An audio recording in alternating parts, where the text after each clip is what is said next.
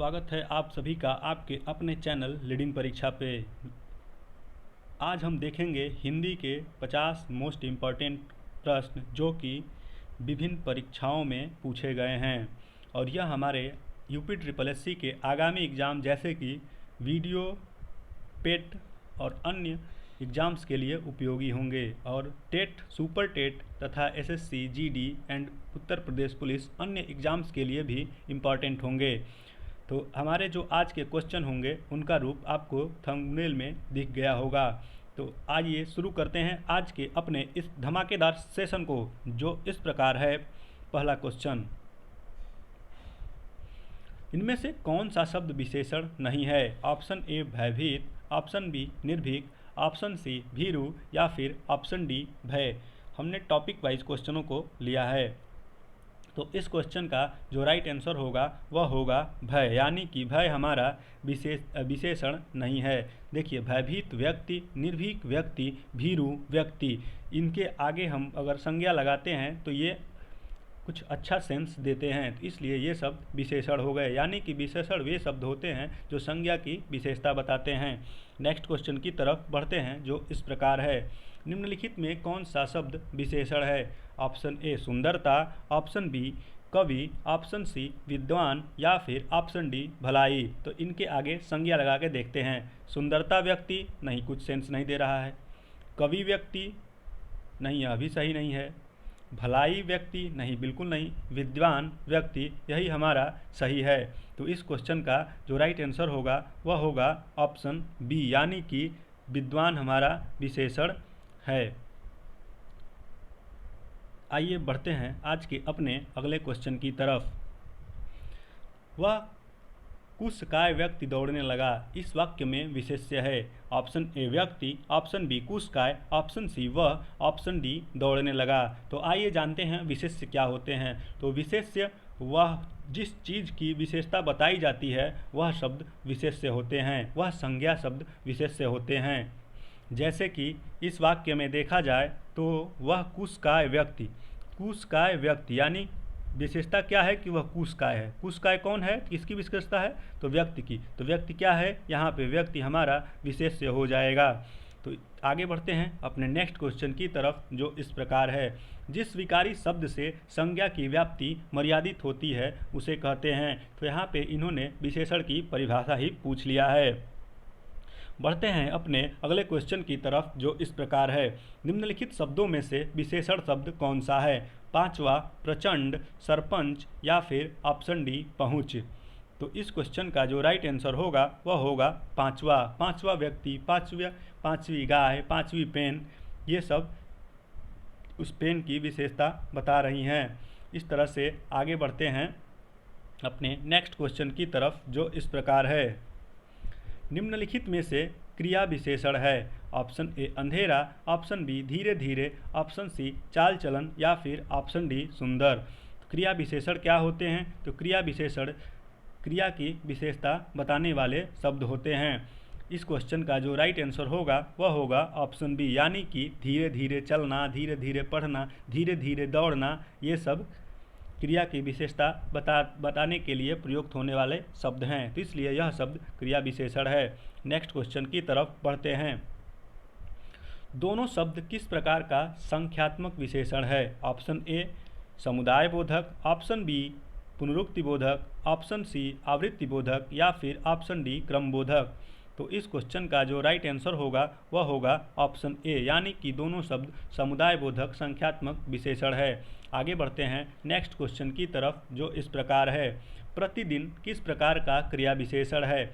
Option A रीतिवाचक, option B परिमाणवाचक, option C स्थानवाचक या फिर ऑप्शन डी कालवाचक। तो इस क्वेश्चन का जो राइट आंसर होगा वह होगा ऑप्शन डी, यानी कि प्रतिदिन कालवाचक क्रिया विशेषण है। नेक्स्ट क्वेश्चन की तरफ बढ़ते हैं जो इस प्रकार है।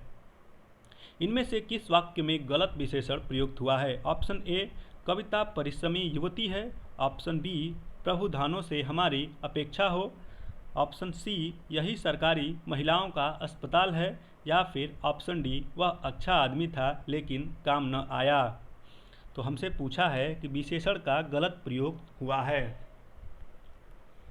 तो इस क्वेश्चन का जो राइट आंसर होगा वह होगा ऑप्शन सी, यानी कि यही सरकारी महिलाओं का अस्पताल है। इस वाक्य में विशेषण का प्रयोग गलत तरीके से किया गया है। यही महिलाओं का सरकारी अस्पताल है, यह इसका शुद्ध रूप होगा। आगे बढ़ते हैं नेक्स्ट क्वेश्चन की तरफ, जो इस प्रकार है। गुणवाचक विशेषण के कितने भेद होते हैं? यहाँ पे थोड़ी सी हमसे टाइपिंग मिस्टेक हुई है, तो देखते हैं इसके ऑप्शंस को फिर भी हम देख लेते हैं। आइए लिख के बताते हैं। ऑप्शन ए है हमारा 4, ऑप्शन बी 5, ऑप्शन सी 6 या फिर ऑप्शन सी 7।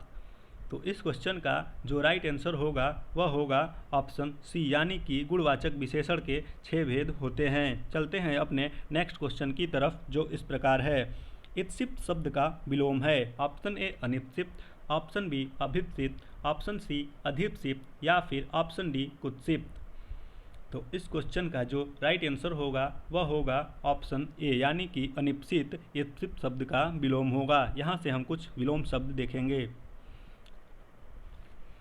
स्वजाति का विलोम शब्द होगा। ऑप्शन ए अजाति, ऑप्शन बी कुजाति, ऑप्शन सी स्त्री जाति या फिर ऑप्शन डी विजाति।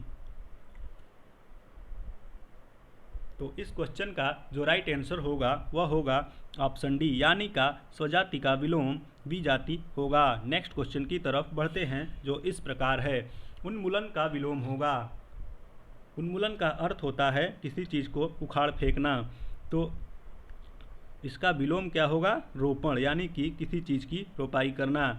नेक्स्ट क्वेश्चन की तरफ बढ़ते हैं, जो इस प्रकार है।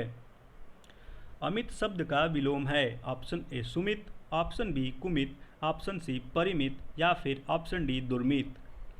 तो इस क्वेश्चन का जो राइट आंसर होगा वह होगा ऑप्शन सी, यानी कि अमित का विलोम परिमित होगा। नेक्स्ट क्वेश्चन की तरफ बढ़ते हैं, जो इस प्रकार है। श्री गणेश शब्द का विलोम क्या होगा? ऑप्शन ए इति, ऑप्शन बी इत श्री, ऑप्शन सी अध, ऑप्शन डी इत्यालयम। आपके घर सत्यनारायण भगवान का कथा होता होगा तो आप इस चीज़ को सुनते होंगे। शुरू में बोला जाता है श्री गणेशाय किया, श्री गणेशाय मतलब शुरुआत किया गया, और लास्ट में बोला जाता है इति श्री रेवा खंडे प्रथमो अध्याय समाप्त। तो इस तरह इस क्वेश्चन का राइट आंसर होगा वह होगा ऑप्शन बी। देखिए दोस्तों, ये चीज़ हमने आपको इसलिए बताया कि जो चीज़ें डेली यूज में होती हैं उससे हमें याद करने में काफ़ी सहायता मिलती है। इस तरह से आगे बढ़ते हैं नेक्स्ट क्वेश्चन की तरफ, जो इस प्रकार है। धनी का विलोम शब्द है। ऑप्शन ए धनहीन, ऑप्शन बी अधीन या फिर ऑप्शन सी अधनी या फिर ऑप्शन डी निर्धन। तो इस क्वेश्चन का जो राइट आंसर होगा वह होगा ऑप्शन डी, यानी कि धनी का विलोम निर्धन होगा। बढ़ते हैं अपने अगले क्वेश्चन की तरफ, जो इस प्रकार है। उन्मिलन का विलोम शब्द है। ऑप्शन ए अमिलन, ऑप्शन बी सुमिलन, ऑप्शन सी अनुमिलन या फिर ऑप्शन डी निमिलन। तो इस क्वेश्चन का जो राइट आंसर होगा वह होगा ऑप्शन डी, यानी कि उन्मिलन का विलोम होगा निमिलन। नेक्स्ट क्वेश्चन की तरफ बढ़ते हैं, जो इस प्रकार है। अधिकृत शब्द का विलोम है। यहाँ पे अधिकृत होगा।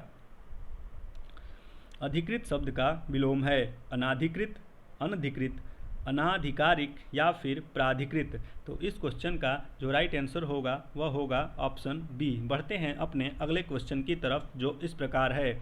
अनुमूलन शब्द का विलोम है। ऑप्शन ए सुलोम, ऑप्शन बी प्रतिलोम, ऑप्शन सी अनुलोम या फिर ऑप्शन डी अवलोम। तो इस क्वेश्चन का जो राइट आंसर है वह होगा ऑप्शन बी, यानी का अनुलोमन का विलोम प्रतिलोम होगा।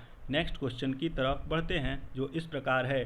परिश्रम का विलोम है। ऑप्शन ए आश्रय, ऑप्शन बी विश्रय, ऑप्शन सी विश्राम, ऑप्शन डी विश्रांत। तो इस क्वेश्चन का जो राइट आंसर होगा वह होगा ऑप्शन सी, यानी कि परिश्रम का विलोम विश्राम होगा। नेक्स्ट क्वेश्चन की तरफ बढ़ते हैं, जो इस प्रकार है। निम्नलिखित में से शुद्ध वाक्य है। ऑप्शन ए यह रुमाल अच्छी है, ऑप्शन बी उसकी दही खट्टी है, ऑप्शन सी कई हाथियाँ जा रही हैं या फिर ऑप्शन डी उसका मकान बहुत अच्छी है। तो आइए एक एक करके देखते हैं। उसका मकान बहुत अच्छी है नहीं, उसका मकान अच्छा है। कई हाथियाँ जा रही हैं नहीं, कई हाथी जा रहे हैं। उसकी दही खट्टी है नहीं, उसका दही खट्टा है। यह रुमाल अच्छी है, यह वाक्य बिल्कुल सही है। बढ़ते हैं अपने आज के अगले क्वेश्चन की तरफ, जो इस प्रकार है। इनमें से शुद्ध वाक्य है, डॉक्टर गुप्ता हमारे प्रभारी हैं। ऑप्शन बी, आज मैं 31 वर्ष का हो गया हूँ। ऑप्शन सी, इस वर्ष पहाड़ों पर जमकर तुषारपात हुआ है। ऑप्शन डी, हमें कभी हतोत्साहित नहीं होना चाहिए।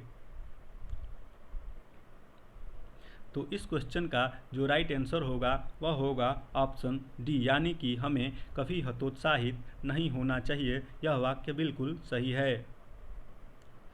बढ़ते हैं अपने आज के अगले क्वेश्चन की तरफ, जो इस प्रकार है। निम्नलिखित में शुद्ध वर्तनी का शब्द है।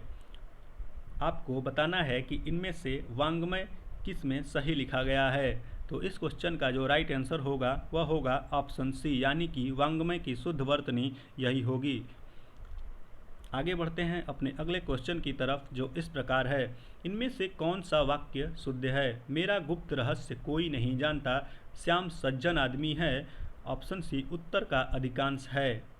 ऑप्शन डी, इनमें से एक भी वाक्य शुद्ध नहीं है। तो देखते हैं एक एक करके।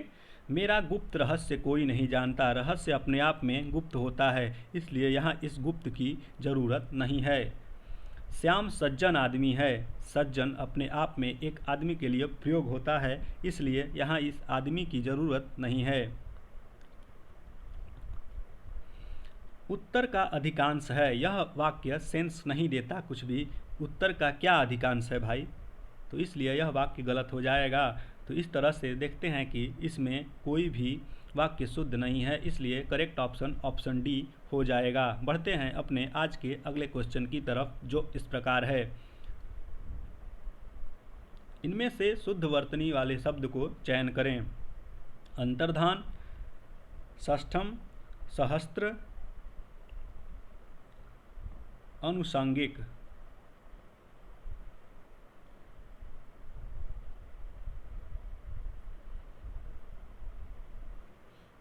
की दृष्टि से शुद्ध शब्द कौन सा है?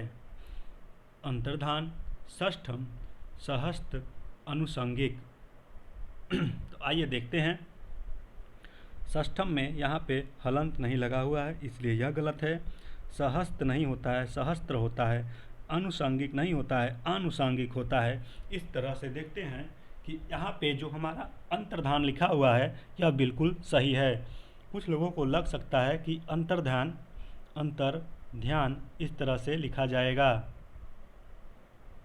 अंतर्धान कुछ लोगों को ऐसे लिखा जाएगा, जो कि बिल्कुल गलत है। इस अंतर्ध्यान का शुद्ध रूप अंतर्ध्यान ही ऐसे ही लिखा जाएगा, जो कि ऑप्शन ए करेक्ट है। आगे बढ़ते हैं नेक्स्ट क्वेश्चन की तरफ, जो इस प्रकार है। निम्नलिखित शब्दों में से किस एक की वर्तनी अशुद्ध है? यहाँ पे अशुद्ध पूछा गया है। कौशल्या, मैथिली शरण गुप्त, मेघनाथ या फिर राहुल सांस्कृत्यायन। तो इस क्वेश्चन का जो राइट आंसर होगा वह होगा ऑप्शन डी, क्योंकि राहुल सांस्कृत्यायन नहीं, राहुल सांकृत्यायन होता है। आगे बढ़ते हैं नेक्स्ट क्वेश्चन की तरफ, जो इस प्रकार है। इनमें से एक शब्द की वर्तनी अशुद्ध है, उसे आपको चयनित करना है। ऑप्शन ए अधीन, ऑप्शन बी भागीरथ, ऑप्शन सी जागृति, ऑप्शन डी अनुगृहित। तो यहाँ पे अनुगृहित बिल्कुल सही लिखा गया है, भागीरथ भी सही लिखा गया है और अधीन भी सही लिखा गया है। यहाँ पे जागृत ही गलत लिखा गया है। जागृत नहीं होता है, जब बल्कि यह होता है जागृत। नेक्स्ट क्वेश्चन की तरफ बढ़ते हैं, जो इस प्रकार है। इनमें से शुद्ध वर्तनी का शब्द है। आपको बताना है कि ज्योत्सना कैसे लिखा जाता है। तो इस क्वेश्चन का जो राइट आंसर होगा वह होगा ऑप्शन सी, यानी कि त और स दोनों ही आधे रहेंगे ज्योत्सना में। आगे बढ़ते हैं अपने नेक्स्ट क्वेश्चन की तरफ, जो इस प्रकार है। इनमें से शुद्ध वर्तनी का शब्द है हिरण्यकशिपु, हिरण्यकश्यपु, हिरण्यकश्यप, हिरण्यकश्यप। यहाँ पे देखिए ये वाला स है और यहाँ पे ये वाला स है।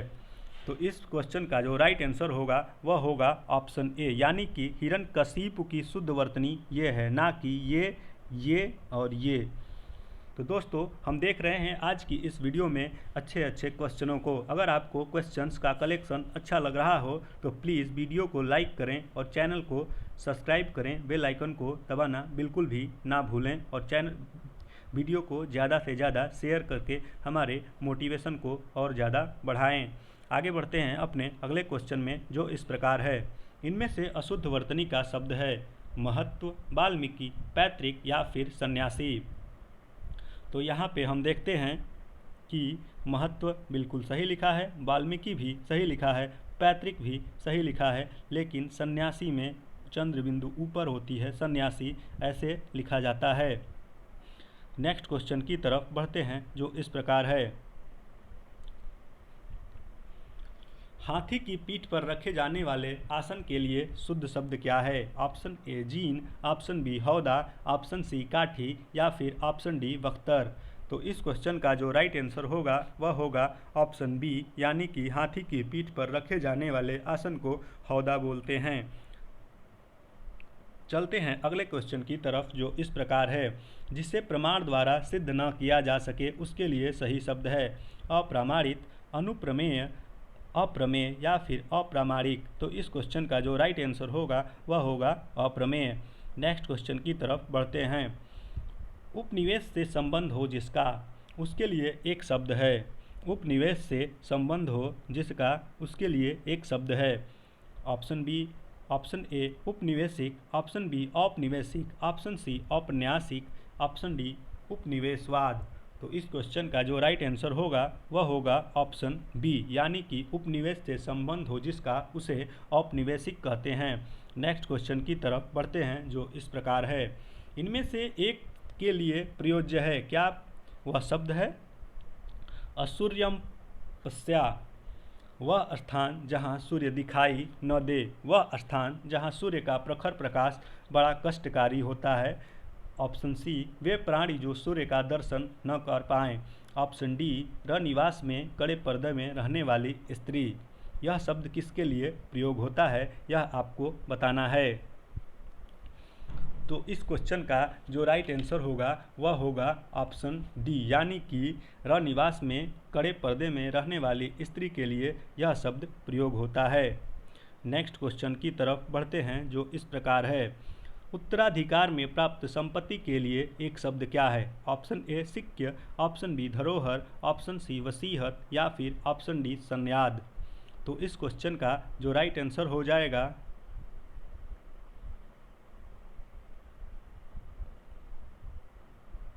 वह होगा ऑप्शन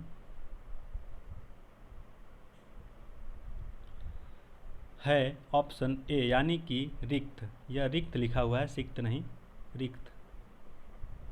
उत्तराधिकार में प्राप्त संपत्ति को रिक्त कहा जाता है। आगे बढ़ते हैं अपने नेक्स्ट क्वेश्चन की तरफ, जो इस प्रकार है।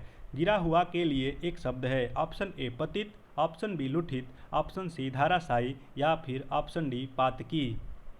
तो इस क्वेश्चन का जो राइट आंसर होगा वह होगा ऑप्शन ए, यानी कि पतित। नेक्स्ट क्वेश्चन की तरफ बढ़ते हैं, जो इस प्रकार है। निम्नलिखित वाक्य खंडों में से एक के लिए प्रयुक्त होने वाला शब्द है क्या? स्वयं सेवक। ऑप्शन ए सबकी सेवा करने वाला, ऑप्शन बी स्वयं की सेवा करने वाला, ऑप्शन सी अपनी इच्छा से दूसरों की सेवा करने वाला या फिर ऑप्शन डी बिना वेतन काम करने वाला सेवक। तो इस क्वेश्चन का जो राइट आंसर होगा वह होगा ऑप्शन सी, यानी कि अपनी इच्छा से दूसरों की सेवा करने वाला, जिसे बोलते हैं स्वयं सेवक। नेक्स्ट क्वेश्चन की तरफ बढ़ते हैं, जो इस प्रकार है। गुरु के समीप रहकर शिक्षा ग्रहण करने वाला के लिए एक शब्द है। ऑप्शन ए गुरुकुलवासी, ऑप्शन बी छात्रावासी, ऑप्शन सी अंतेवासी या फिर ऑप्शन डी आश्रमवासी। तो इस क्वेश्चन का जो राइट आंसर होगा वह होगा ऑप्शन सी, यानी कि गुरु के समीप रहकर शिक्षा ग्रहण करने वाले को अंतेवासी कहा जाता है। बढ़ते हैं नेक्स्ट क्वेश्चन की तरफ, जो इस प्रकार है। अपना उद्देश्य पूर्ण होने पर संतुष्ट हो ऐसे व्यक्ति के लिए एक शब्द है। अपना उद्देश्य पूर्ण होने पर संतुष्ट ऐसे व्यक्ति के लिए एक शब्द है चिर प्रसन्न, कृतज्ञ, आभारी या फिर कृतार्थ। तो इस क्वेश्चन का जो राइट आंसर होगा वह होगा ऑप्शन डी, यानी कि कृतार्थ। नेक्स्ट क्वेश्चन की तरफ बढ़ते हैं, जो इस प्रकार है। नियम विरुद्ध असामाजिक कार्य करने वालों की सूची के लिए एक शब्द है। ऑप्शन ए अपराध सूची, ऑप्शन बी काली सूची, ऑप्शन सी अवैध सूची या फिर ऑप्शन डी श्वेत सूची। तो इस क्वेश्चन का जो राइट आंसर होगा वह होगा ऑप्शन बी यानी कि काली सूची। बढ़ते हैं आज के अपने अगले क्वेश्चन की तरफ जो इस प्रकार है। देवर का तत्सम रूप है। ऑप्शन ए द्विवर, ऑप्शन बी द्वितीय वर, ऑप्शन सी दुभर या फिर ऑप्शन डी दुर्वह। तो इस क्वेश्चन का जो राइट आंसर होगा वह होगा ऑप्शन ए यानी कि देवर का तत्सम द्विवर होता है। नेक्स्ट क्वेश्चन की तरफ बढ़ते हैं जो इस प्रकार है। इनमें से कौन सा शब्द तत्सम नहीं है? ऑप्शन ए अग्नि, ऑप्शन बी घोटक, ऑप्शन सी घट या फिर ऑप्शन डी मोती। तो इसका जो राइट आंसर होगा वह होगा ऑप्शन डी यानी कि मोती हमारा तत्सम शब्द नहीं है। बढ़ते हैं नेक्स्ट क्वेश्चन की तरफ जो इस प्रकार है। दिशाएं ही जिसका वस्त्र है उन्हें कहा जाता है विशंभर, ऑप्शन बी दिक्पाल, ऑप्शन सी दिगंबर या फिर ऑप्शन डी पैगंबर। तो इस क्वेश्चन का जो राइट आंसर होगा वह होगा ऑप्शन सी यानी कि दिशाएं हो जिसका वस्त्र हो उसके लिए एक शब्द दिगंबर होता है। नेक्स्ट क्वेश्चन की तरफ बढ़ते हैं जो इस प्रकार है। इनमें से एक शब्द तद्भव है, उस तद्भव शब्द का चयन करना है। ऑप्शन ए दिन, ऑप्शन बी अंधकार, ऑप्शन सी स्कंध या फिर ऑप्शन डी कपास। तो इस ऑप्शनों में जो हमारा स्कंद शब्द है वह तद्भव शब्द है, बाकी अन्य तत्सम शब्द हैं। नेक्स्ट क्वेश्चन की तरफ बढ़ते हैं जो इस प्रकार है। अखरोट शब्द का तत्सम रूप है। ऑप्शन ए अक्षयवाट, ऑप्शन बी अक्षोट, ऑप्शन सी अखरोट या फिर ऑप्शन डी अपरोट। तो अखरोट का तत्सम शब्द क्या होगा? तो यह होगा अछोट यानी कि इस क्वेश्चन का राइट आंसर ऑप्शन बी हो जाएगा। बढ़ते हैं अपने अगले क्वेश्चन की तरफ जो इस प्रकार है। अकार्य शब्द का तद्भव रूप है अकाम, अकारत, अकाज या फिर इनमें से कोई नहीं। तो इस क्वेश्चन का जो राइट आंसर होगा वह होगा ऑप्शन बी यानी कि अकाज इस क्वेश्चन का राइट आंसर होगा। नेक्स्ट क्वेश्चन की तरफ बढ़ते हैं जो इस प्रकार है। जो हमें यहाँ पे गद्यांश मिले हैं और गद्यांश के आपको पढ़ के इन क्वेश्चंस का आंसर देना है। तो आइए पढ़ते हैं गद्यांश को। लंदन शहर टेम्स नदी के किनारे पर बसा हुआ है जिसका पाट चौड़ा है और पानी गहरा है।